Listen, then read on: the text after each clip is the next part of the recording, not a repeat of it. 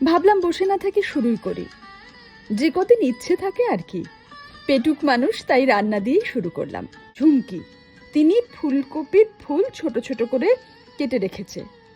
চাহ, ঠিক আছে, যা আছে তা দিয়েই শুরু হোক।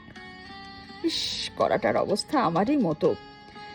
যাকগে, কড়াকে গ্যাসে বসানোর আগেই আপনারা ফুলকপি, টমেটো, কাঁচা লঙ্কা কুচি, পেঁয়াজ কুচি, আদা রসুন থেতো করা, নুন, হলুদ, লাল লঙ্কার গুঁড়ো একটু, ধনে গুঁড়ো, একটুখানি জিরে গুঁড়ো, টমেটো সস 2 চামচ এবং সামান্য উপরে সর্ষের তেল ছড়িয়ে দিন।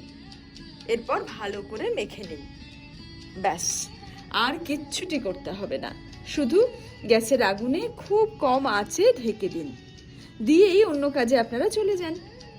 মাঝে এসে একবার শুধু নেড়ে দেবেন। আমি আজকে আর এর মধ্যে ওই ধনেপাতা, গরম মশলা এসব দিচ্ছি না। আপনারা বানিয়ে দেখুন না, দারুণ হয় খেতে। আর খেয়ে জানাবেন কিন্তু।